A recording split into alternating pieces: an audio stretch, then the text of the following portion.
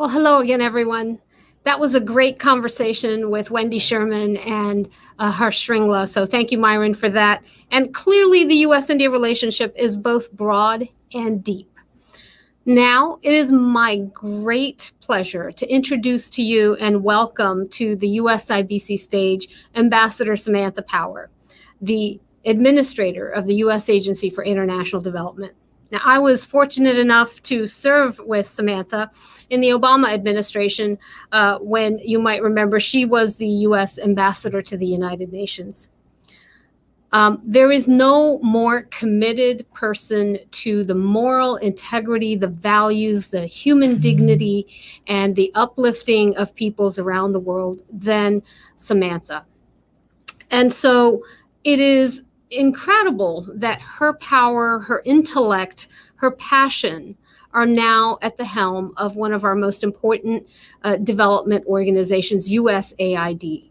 And so we have the opportunity to work with Samantha and with USAID across a broad range of issues and areas, including combating the coronavirus pandemic, where we have seen USAID has been a lead organization for the US government in providing support to countries in combating COVID and in combating climate change and many other global developmental challenges. So without further ado, let me bring to the stage Samantha Power. Sam, thank you so much for what you are doing in the administration and for your passion and integrity that you bring to this effort. Good morning, everyone. I'd like to thank Prime Minister Modi, Ambassador Sandhu, and everyone from the public and private sectors who are working to strengthen the bond between the world's oldest democracy and the world's largest. That includes the U.S.-India Business Council's president, Nisha Biswal, who was previously a standout leader and public servant at USAID, the agency I now have the privilege of running.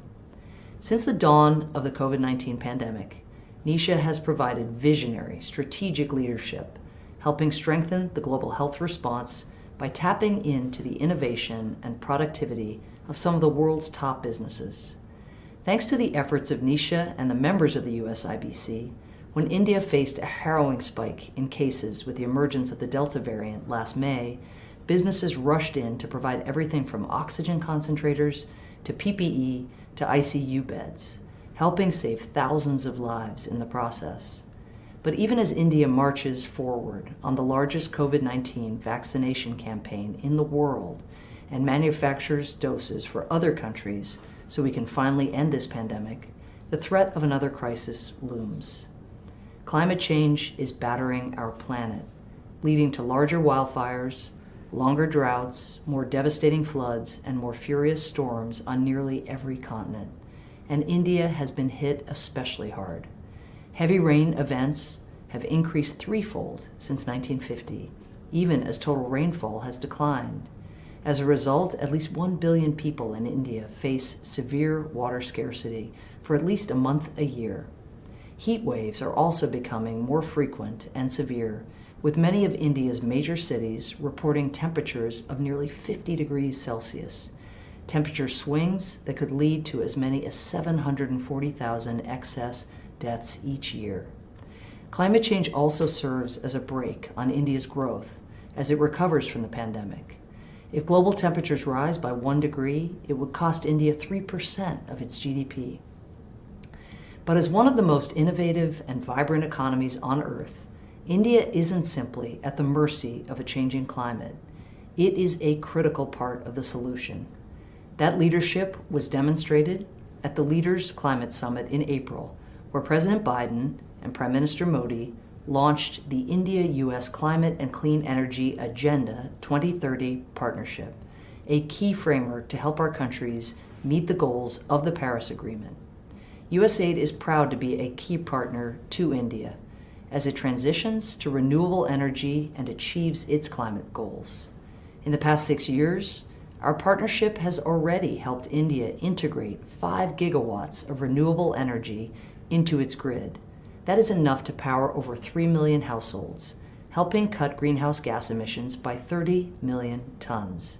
That is the equivalent of pulling 6 million cars off the road. To build on these results, USAID is supporting a 5-year regional program that aims to mobilize $7 billion in private clean energy investments to add another 5 gigawatts of renewable energy in South Asia, much of it in India.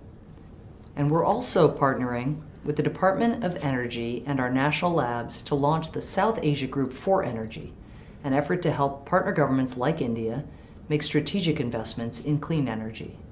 But our partnership doesn't end with cutting emissions. We also are committing to partnering with the Indian government, the private sector, and civil society to safeguard against climate impacts that are happening today. And this is where the world truly needs the private sector's help. Of the estimated $30 billion spent on climate adaptation, only $500 million, less than 2%, came from the private sector. Given the massive need in the world and the fact that private sector financial flows represent more than 80% of all investment in poor and middle-income countries, that dynamic has to change.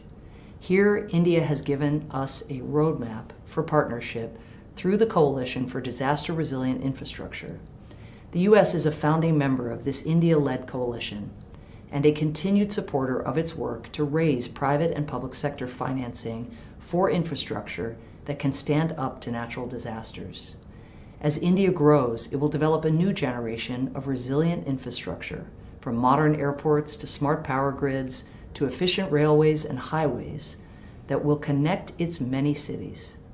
To that end, we recently committed over $9 million to support the coalition and attract more private sector financing for climate resilience and adaptation. But the coalition doesn't just need money, it needs your expertise. Both USAID and the coalition will benefit from private sector partners who know how to build resilient infrastructure, but also from companies who know how to manage big projects effectively to boost efficiency and minimize waste. And in turn, those companies can benefit from the best practices the coalition has developed building resilient infrastructure. Though the coalition already features hundreds of companies, we invite others to join us as we work to build climate-smart infrastructure, not just in India, but throughout the Indo-Pacific. Together, we can help create jobs and cut emissions. We can fight inequality and create greener communities. And we can advance climate justice by helping communities in India and throughout the region withstand climate change's worst effects. So join us, please, and thank you.